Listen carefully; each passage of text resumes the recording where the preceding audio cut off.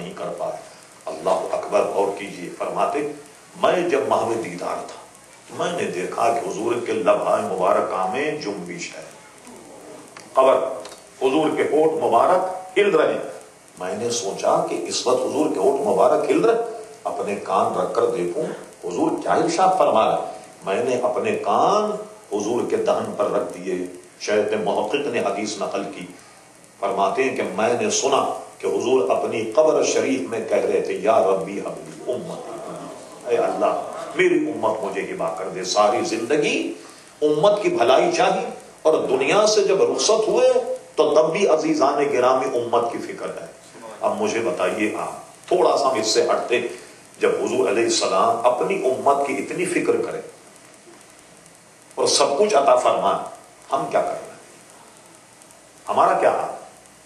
کیا ہم جیسے حضور مہربانی فرما رہے ہیں کیا ویسی اطاعت, ویسی فرما برداری, ویسی عبادت, ویسی حضور کے غلام ہم کر رہے ہیں؟ ہرگز ہم نہیں کر رہے. تو آپ نے دیکھا بے روی کا شکار صحابہ کرام علیہ رضوان ایسے سخت ترین دور اطاعت اور فرما برداری کرتے تھے تو پورا ایک عنوان ہم اس کا تصور بھی نہیں کر سکتے. میں اس کی صرف 2 باتیں بیان کر کے تھوڑا سا آگے چلتا ہوں. مشکاہ شریفی میں ایک حضور علیہ السلام کے صحابی تھے,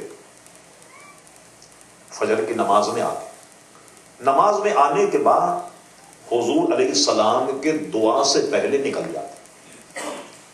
کئی دفعے صحابہ نے دیکھا کیا معاملہ ہے, سمجھ میں نہیں آئی بات, نکل جاتے دعا سے پہلے.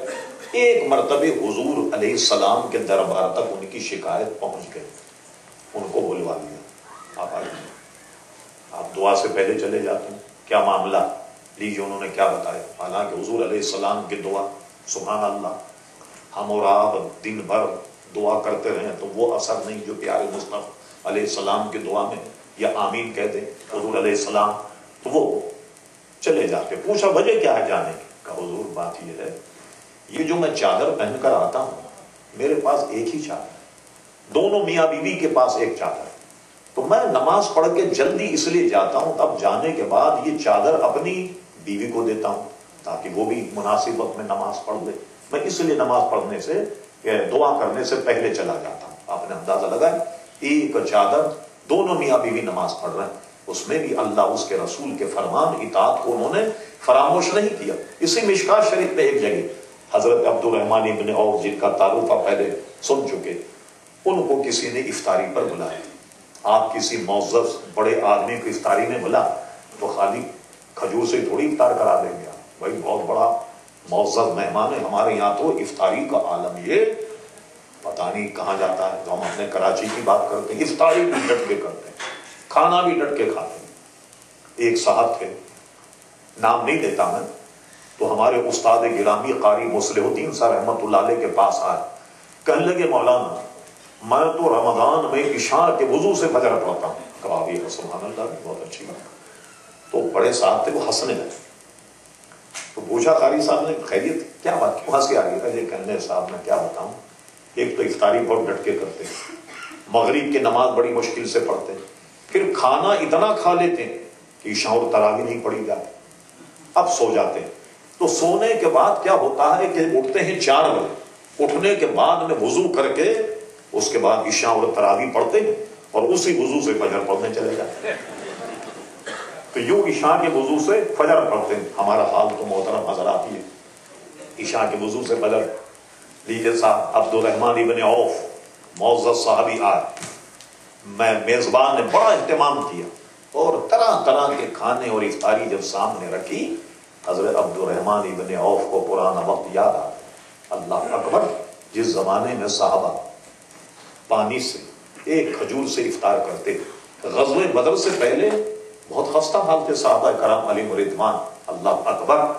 تو انہوں نے جب کھانوں کو تو اس قدر روئے کہ اپنی چادر جو ہے وہ منہ پر ڈال دی اور زاروں قطار روئے کہ دیکھو آج کتنی بڑی بڑی نعمتیں ہمارے سامنے, اور ہم نے وہ وقت بھی دیکھا کہ جب افطاری کے لیے مشکل سے ہمیں کھجور میسر آتی, اور آج دنیا اتنی ہم پر غالب آ گئی کہ طرح طرح کے سامان, طرح طرح کی چیزیں موجود ہیں, اور راوی کہتے ہیں کہ وہ اس قدر روئے چادر منہ پہ ڈال کر کہ وہ افطاری انہوں نے نہیں کی، برائے نام افطاری کی اور دسترخوان سے اڑ گئے۔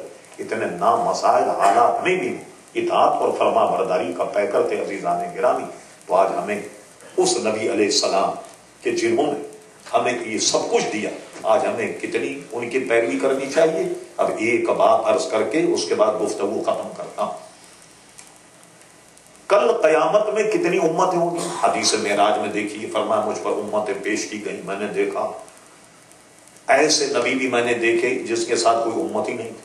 موسیٰ علیہ السلام کو دیکھا تو ان کی امت بہت زیادہ تھی، لیکن حضور علیہ السلام کی امت جب دکھائی گئی تو معلوم ہوا کہ موسیٰ علیہ السلام کی امت تو ان کا ایک حصہ کتنی حضور علیہ السلام کی امت۔ ایک میں سوال آپ سے پوچھتا ہوں، وہ تو ڈارون تھا بے وقوف جو کہتا تھا آدمی پہلے بندر تھا بعد میں انسان بنا۔ جب آدمی بندر ہو تو بندروں والی باتیں کرے گا، کہتا ہی پہلے بندر تھا بعد میں انسان بنا۔ انسان شروع سے انسانی رہا ہمارے دینی اعتبار سے۔ میں پوچھتا ہوں کل امتیں تو بہت ہوں گی، اور سنی میں کیا پیغام دینا چاہتا ہوں۔ آپ امتیں تو بہت ہوں گی، لیکن یہ کیسے پتہ لگے گا یہ ہمارے نبی صلی اللہ علیہ وسلم کا امتی؟ یہ کیسے پتہ لگے؟ آپ اس کا کھوج لگائیے حدیثوں میں کیا ہے۔ کیا ناک کان کچھ ان سے مختلف ہے، شکل و صورت کچھ مختلف ہے، کیا چیز ہے جس سے یہ پتہ لگ جائے کہ یہ حضور علیہ السلام کے امتی تمام امت میں اتنے ممیز اتنے ممتاز ہوں کہ دور سے پتہ لگ جائے یہ پیارے مصطفیٰ علیہ الصلوۃ والسلام کا غلام۔ اس کی علامت کیا ہے؟ حضور علیہ السلام نے علامت یہ بتائی، سبحان اللہ۔ فرمایا تم جو وضو کرتے ہو تو وضو کے اعضاء جہاں جہاں وضو کا پانی لگتا ہے کل قیامت میں یہ تمہارے اعضاء ایسے نورانی ہوں گے، ایسے چمکیں گے کہ پتہ چل جائے گا یہ پیارے مصطفیٰ کا غلام۔ اعضاء وضو چمکنے کی وجہ سے حضور علیہ السلام کے غلام جو ہیں وہ ممیز اور ممتاز ہوں گے، وہ پہچان لیے جائیں گے کہ حضور کے غلام ہیں۔ اچھا اب بات تو بہت کڑوی ہے، اب بتائیے اگر ہم وضو نہ کریں تو کیسے پہچان ہوگی؟ یہ بستر میں بیٹھ کر کے آرام سے سوچئے گا کیسے پہچان۔ اور اس کا مطلب یہ نہیں کہ وضو کر کے بستر میں گھس جائے، جی وہ وضو جو نماز کے لیے کیا جائے وہ وضو ہے۔ کہیں مولانا واز کر رہے تھے، کوئی ایسی بیٹھا تھا کوئی بیچارہ، اس نے سن لیا کہ اعضاء وضو جو ہیں کل چمکدار ہوں گے اور یہ ہوں گے وغیرہ وغیرہ، اور کہیں مولانا یہ بھی کہہ دیا کہ پانی نہ ملے تو تیمم بھی کر لیا کر۔ یہ سمجھانے کے لیے بات کہی جاتی کہ آپ کے دماغ میں بیٹھ جائے۔ ایک صاحب نے سنا، سننے کے بعد سردی کا موسم تھا، گھر میں گئے پانی سے وضو کر نہیں پائے۔ اب کیا کیا انہوں نے کہا مولانا نے یہ بھی تو کہا تھا کہ تیمم کیا جائے۔ وہ دیوار سے تیمم کرنے کے لیے بیٹھے تو ان کی بیوی نے کہیں توا رکھ دیا تھا دیوار سے لگا۔ اب انہوں نے جناب ہاتھ پھیرے اور تیمم کیا، اور تیمم کرنے کے بعد نماز پڑھی اور اپنی بیگم کے سامنے آن کر کہا کچھ میرا چہرہ نورانی لگ رہا یا نہیں؟ مولانا رات کہہ رہے تھے کہ وضو کرنے سے اعضاء وضو چمکتے، اور اگر کوئی عذر ہو تو تیمم سے بھی کام چلا۔ بیگم بیچاری اسی جیسی سیدھی کہنے میرے سرتاج مجھے تو یہ نہیں پتا کہ نور کا رنگ کیسا ہوتا ہے، اگر نور کا رنگ بلیک ہوتا ہے تب تو چہرے پہ بڑی گھٹائیں چھانے ماشاءاللہ۔ تو یہ وضو کون سا وضو ہے؟ جو نماز کے لیے کیا جائے، نماز پڑھیں اور نماز پڑھنے کے لیے وضو کیا جائے وہ وضو ہے۔ اور کتاب الوضو اٹھائیے، سبحان اللہ، سرکار کی مہربان، ہاتھ میں پانی لو، دھو تو ہاتھ کے گناہ دھل گئے، کلی کرو تو منہ کے گناہ دھل گئے، منہ دھو تو آپ کے چہرے کے گناہ، آنکھوں کے گناہ دھل گئے، پیر اگر دھوئیں تو پیر کے گناہ دھل گئے۔ گویا وضو کرنے سے سارے اعضاء پر جہاں جہاں پانی لگے اس کے گناہ دھل جاتے ہیں۔ اور اس کی شرح میں ہے ایک اصولی بات کہ یہ سارے گناہ ہیں صغیر، اور جو کبیرہ گناہ ہیں وہ بغیر توبہ کے نہیں معاف ہوں گے۔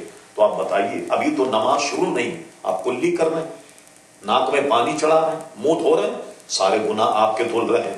تو کتنی مہربانی کہ ابھی تو نماز نہیں پڑھی آپ نے، نماز کے فضائل تو اس کے علاوہ یہ حضور صلی اللہ علیہ وسلم نے یہ مہربانی فرمائی۔